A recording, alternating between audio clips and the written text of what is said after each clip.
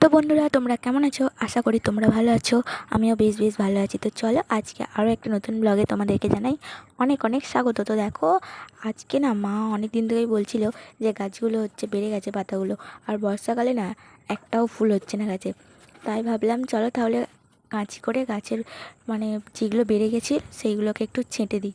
তো দেখো ওইগুলো এখন কেটে দিচ্ছে এক এক করে। তো চলো আজকের ব্লগটা দেখতে থাকো, আশা করি তোমাদের ভালো লাগবে। তো চলো, ভালো লাগলে অবশ্যই একটা লাইক করো, কমেন্ট করো। আর তো চলো দেখতে থাকো।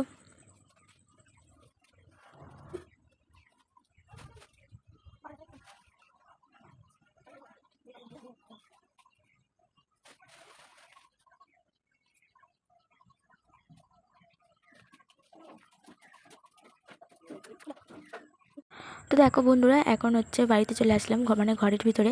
আর এখন দেখো সকালেই কারেন্ট চলে গিয়েছে দেখো। আর তাই মা দেখো এখন ঘরটা ঝাড় দিচ্ছে, আর ঘরটা না অন্ধকার হয়ে রয়েছে। তো যাই হোক, দেখো এদিকে মা এখন দিচ্ছে ঝাড়, আর আমি করছিলাম হচ্ছে ঘরটা মুছছিলাম, মানে ঘরটা না ওই সিঁড়িটা। তো দেখো, আর এদিকে মা এখন হচ্ছে বাইরেটা ঝাড় দিয়ে নিচ্ছে। তো পাতাগুলো পড়েছে, আর এই যে দেখো পাতাগুলো মা এখন মানে ঝাঁটিয়ে দিচ্ছে আর কি। আর এদিকে ঝাঁটানো হয়ে গেলেই আর ওদিকে হচ্ছে উঠোনটা ভালো করে মানে ঝাঁট দিয়ে নেবে। আর দেখো ফুল গাছের গোড়ায় গোড়ায় না পাতাগুলো ঢুকে গিয়েছে একদম।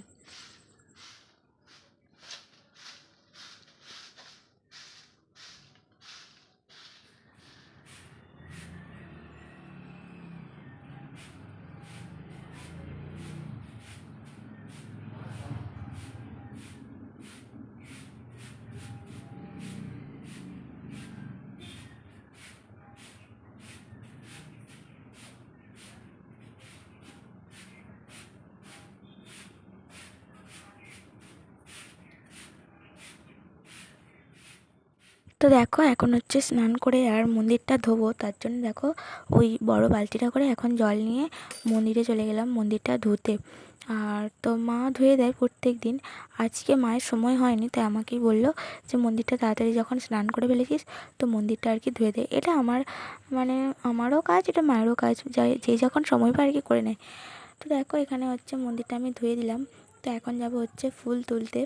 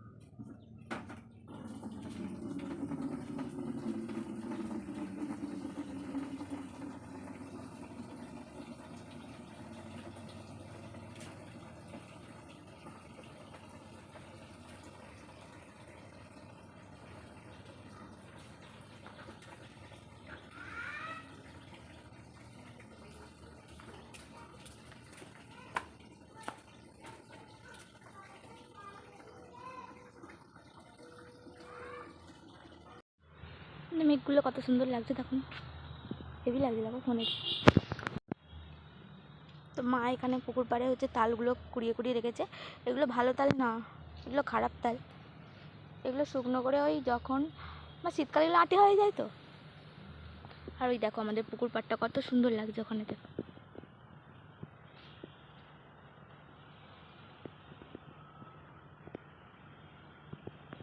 দেখো আমার কাকিমাদের সব এখন বাড়িতে কেউ নেই, ঘরে তালা, সবাই চলে গেছে এখনো পুরী। চলো, কে ফুল তোলে নেই তো, আজকে ফুল আছে তো কাকিমারা কেউ বাড়িতে নেই, ওই জন্য রোজ ফুল তুলে নিয়ে চলে যাচ্ছিলো। আজকে যাই হোক আছে। তো মা আর আমি এখন বেরিয়েছি একটু পাড়াতে ঘুরতে। এদেরও তো কই নেই, যাই হোক দেখি হয় নাকি দেখি। ওইগুলো হবে ওর ফুল তো গাঁদা, এইগুলো কি তুলতে যাবার না, ফুল গাছ নিয়ে যেমন করে বসেছে।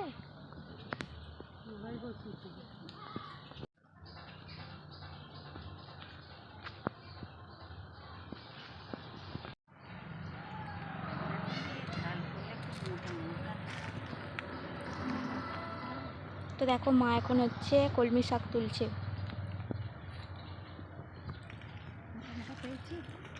পেয়েছো?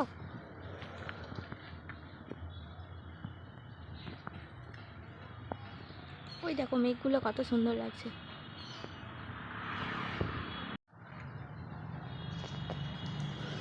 প্রথম হবে আমাদের হচ্ছে ফার্স্ট টাইম কলমি শাক দিয়ে ঝাল, তাই তো?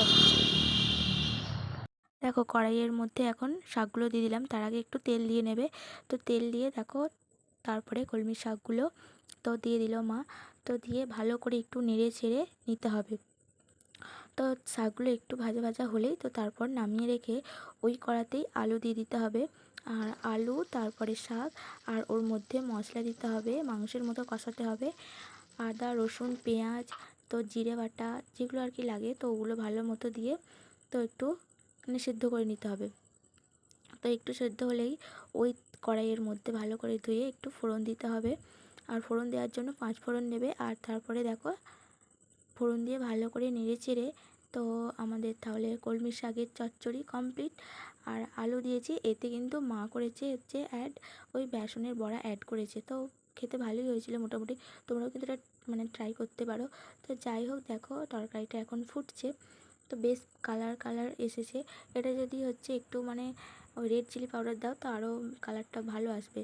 তো মা রেড চিলি পাউডার খায় না, তো তার জন্য মাটা দেয় না। আর তো যাই হোক দেখো এখন দুপুরবেলা খেতে বসছি, আর এত সুন্দর টেস্ট হয়েছিল কি বলবো।